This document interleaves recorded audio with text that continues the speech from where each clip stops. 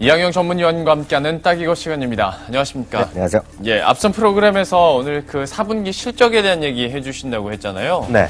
실적 같은 경우에 뭐 어닝 시즌이라고 얘기는 하는데 뭐 기간이 어느 정도까지 그럼 계속 발표가 되는 거예요? 그거부터 좀 먼저 말씀드릴까요? 이제 분기 실적 보면 이제 마지막 날 분기 막 다음에 45일 안에 발표되거든요. 네. 그러니까 통상 뭐 6월이면 뭐 7월, 그러니까 8월 15일까지 나오겠고요. 다만 이제 연말에서 연간은 3월 30일 기간인데 이번에도 대부분이 4분기 잠정 실적 나오는 거니까 2월 15일까지 나오는 게 맞다라고 일단 이해하셔야 되겠는데요. 실제로 보면 이제 이렇게 보셔야 되겠죠. 어닝 시즌이라는 걸 다시 한번 확인드리면요. 분기나 반기 혹은 이제 회계 연도가 끝나고 상장사들의 실적 발표가 이어지는 시기를 우리가 흔히 어닝 시즌이라고 얘기해야 되겠고요. 말씀드린 대로 분기나 반기는 45일, 그리고 연간 전체는 3월 30일이 되기 때문에 일단 그때까지 해서 대부분 이제 그 상장사들의 주주총회까지 대부분이 끝난다라고 일단 얘기하시면 되겠습니다. 그러면 지금 4분기 그러니까 어닝 시즌을 지나가고 있는 시기인데요. 네네. 지금까지 평가는 좀 어떻습니까? 이게 지금 그래서 오늘 이제 걱정거리가 많은데요. 그렇지 않아도 시장에 머리 아픈 게 많잖아요. 예. 특히 코스닥 어저께 같은 경우 보니까 거의 5% 급락한 거 아닙니까? 네. 뭐 코스피도 뭐 떨어졌지만 뭐 미국도 마찬가지가 되겠는데요.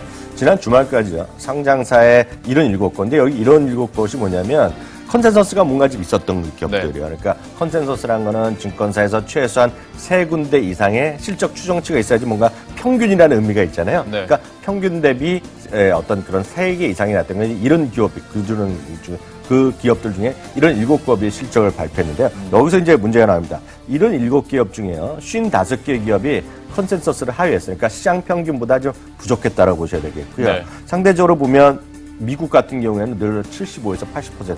이번 4분기, 물론 미국도 지금 주가는 재미없지만 미국의 4분기 실적은 83%가 이익을 평균을 상회하는 데 반해서 우리나라는 실적 대비 평균 대비 좀 떨어지는, 평균 대비 떨어지는 좀 안 좋은 실적을 하고 있다라고 이해하시면 되겠습니다. 그런데 기업 입장에서 한번 편을 들어주자면 4분기 실적 안 나올 때 제일 처음에 얘기하는 게 이제 일회성 비용을 반영하다 보니까 그렇게 된다라는 얘기 많이 하잖아요. 네, 맞습니다. 빅베스 얘기도 하고 거기에 대해서는 좀 어떻게 반론을 해볼 수 있을까요? 그런 거는 약간 제 입장에서 보면 논리적 설득력이 상당히 떨어지고 그것 때문에 뭐 못 맞췄다는 거는 모르겠습니다. 제가 무슨 리서치 담당하는 뭐 센터장이나 이러면 뭐 용납이 안 되는 얘기가 되겠는데요. 왜냐하면 4분기에 일회성 비용이 많고 보너스 많이 처리한 걸 누가 모르냐는 거죠. 다들 알고 언론도 알고 알았는데 그걸 이제 그렇게 얘기 잘못한 것은 뭐 그들의 증권사 잘못도 있겠고요. 분명히 이거는 증권사뿐만 아니라 실제로 보면 그 회사 상장사들도 소위 IR 있는 활동 같은 걸 적극적으로 안 하고 있고, 그러니까 그들도 좀 뭔가 좀 장밋빛을 얘기를 계속 해왔다는 거죠.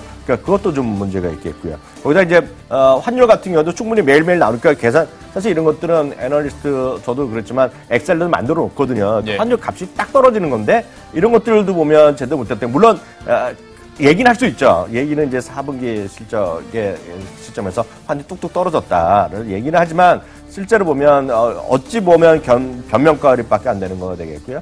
그래서 궁극적으로 보면 증권사에 대한 신뢰도, 증권사 리서치에 대한 신뢰도가 좀 뭔가 좀 떨어지는 것을 좀 인정할 수밖에 없다라고 좀 이해를 하고 있습니다. 안 그래도 어떤 리포트를 내놓든지 투자 의견, 매수 의견을 내놨을 때 이제 국내 증권사의 의견을 고지고대로 이제 많이 안 받아들이고 그런 신뢰도가 좀 사실 많이 떨어지는 게 사실이잖아요. 예, 그게 근데 이렇게 저도 이제 그 리서치에 그 담당했던 사람의 입장에서 보면 그게 이제 어느 정도 그런 분위기, 그런 사회적 분위기 있는 건 저도 알고 있고요. 왜들 이제 자주 말씀드리지만 왜 솔직하게 왜 매도 의견이 없냐, 그러니까 왜 보유 의견 없냐, 하향 의견이 없냐 이러지만 그걸 안 당해본 사람들은 모르거든요. 이게 요즘 특히 SNS뿐만 아니라 반응이 발달되어 있잖아요. 그래서 제가 예를 들어서 A라는 저 자신도 뭐 어떤 특정 기업을 방송에서 얘기를 안 좋은 얘기 잘 안 할 수밖에 없어요. 근데 왜냐하면 저 자신도 그런 정도인데 웬만한 애널리스트가 이렇게 뭐 좀 안 좋게 얘기하면요. 엄청나게 전화 옵니다. 전화 오고 증권사 앞에 가서 뭐 심하게 하면 깽가리 나오거든요. 그러니까 뭐 물러가라 얘기 나오면 그리고 리서치 센터장도 그렇기 때문에 대한민국 좀 안 좋게 얘기하는 것을 좀 안 한다. 라고 보지. 그럴 수밖에 없겠고. 특히 우리나라는 공매도가 현실적으로 자유롭지 않기 때문에 해외는 공매도가 자유롭기 때문에 누가 매도 의견 내건 뭐 그렇게 하더라도 뭐라고 안 그럽니다. 그게 그 결과 틀리면 그들이 잘리면 되거든요. 월급이 깎이거나 뭐 회사에서 잘리면 될 뿐이고 다들 소신껏 얘기하는데 우리나라는 안 좋다고 얘기하고 소신껏 얘기하는 문화가 정착이 안 돼 있습니다. 이거는 누구를 탓할 수가 없는 것이고 제가 봤을 때 사회 분위기입니다. 이건, 예. 이건 뭐 냉정하게 이해할 수밖에 없죠. 그런데 사회 분위기를 차치하고서라도 네. 이제 그러니까 증권사에서 시장 컨센서스를 내놓잖아요. 네. 그러면 뭐 비슷하게라도 가면 좋을 텐데 네. 뭐 하회하는 건 그렇다 치고 어닝 쇼크가 좀 많다는 게 문제가 되지 않을까? 그러니까 한 뭐 작게는 10% 아니면 한 20% 정도 괴리율이 생겨버리면 이건 진짜 좀 곤란하거든요. 그 진짜 문제죠. 이게 오늘 이런 7개 중에 아까 말씀드린 73%가 실적 대비 안 나왔다 그랬잖아요. 네. 근데 여기 더 문제입니다. 이게 보면 이건 좀 핑계거리가 안 돼요. 이건 절반 가까운 39개 기업이 어닝 쇼크를 어닝 쇼크라는 건 다시 말하지만 컨센서스 대비 10% 하회한 거가 되겠고요. 그 어닝 서프라이즈 한 건 11개 기업밖에 안 됩니다. 대표적인 기업들 좀 말씀드릴까요? 예. 어닝 쇼크한 것부터 말씀드리면 삼성중공업이요. 3천억대 적자를 예상했었는데요. 5,959억 적자했거든요. 이건 정말 대기업 이런 건 정말 잘못된 겁니다, 이거는. 그러니까 누가 뭐라 해도 잘못됐다. 네. 뭐 회사가 잘못됐는지 증권사가 잘못됐지만 저희 뭐 누가 잘못됐다라고 보셔야 되겠고요. 현대유아도 마찬가지예요. 흑자를 예상했는데 716억 적자. 제가 만약 리서치 센터장이고 만약 이게 제가 아래 직원이 이렇게 했다면 이건 감봉감이죠. 딱 이런 거예요. 이거 진짜 문제 있는 거예요. 예.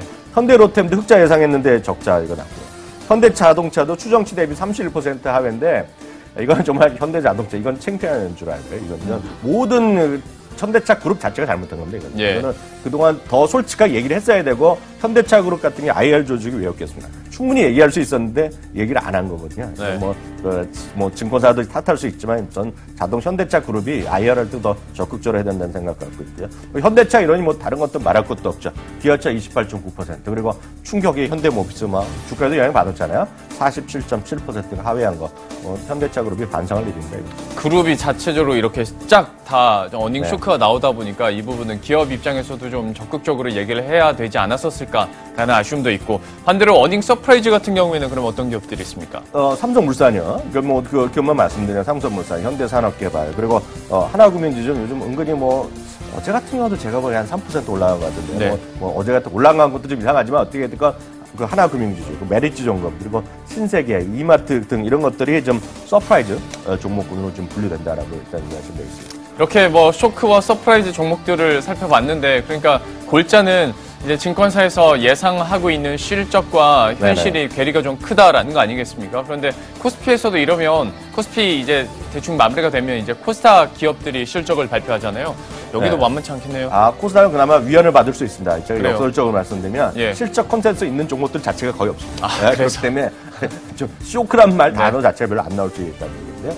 다만 이제 1분기 그보다는 코스닥도 코스닥이지만 1분기의 실적 컨센서스가 하향되고 있다는 거 전반적으로 좀 그게 부담이 되거든요. 이미 4분기에도 컨센서스가 계속 내려왔거든요. 그러면서 오히려 그것보다도 안 되는 어닝 쇼크가 많았었는데요. 1분기 상장사 실적 컨센서스가 181개 기업 조사해봤습니다. 1분기 영업이익이 작년 12월 말에는 51조 7천억 정이 조금 안 됐었는데요. 네. 지금 보면 49조 초반대로 떨어져 있거든요. 그러니까 전반적으로 이익이 좀 조금 생각보다 줄어드는 건. 대표적인 것은 삼성전자죠. 네. 삼성전자는 1분기 실적이 컨센서스가 조금씩 좀 내려가고 있거든요. 그런 것들에 좀 영향을 크게 받습니다. 여기서도 알 수 있지만 삼성전자의 영향이 그만큼 크다. 그걸 한번 다시 한번 알 수 있어 보입니다. 혹시 실적 컨센서스가 이렇게 하향 조정되고 있는 걸 종목군이나 업종군으로 분류를 할 수 있나요? 네, 이거 좀 잘 들으셔야 되겠는데 늘 주식시장은 그러니까 소위 어닝에 대한 컨센서스가 올라가는 쪽에서 주식을 사셔야 되고요. 네. 떨어지는 쪽에서는 주식이 좀 잘 안 되는 경향이 많습니다. 이럴 수밖에 없습니다. 오늘 예측치를 갖고 얘기하는 거니까. 일단 컨센서스가 내려가는 쪽으로 좀 말씀드리면 삼성중공업이요. 적자 확대가 되겠고요. 현대중공업도 추정치가 49% 하향. 그럼 많은 분들이 이러죠. 야, 무슨 소리냐. 현대중공업 주가 올라갔는데 요새 올라갔는데 왜 그러냐 그러면 그게 대한민국 주식시장의 매력이죠. 실적 따로 주가 따로. 예. 근데 결국 주가는 결국 실적 따라 간다는 걸 좀 이해하시면 좋겠고요.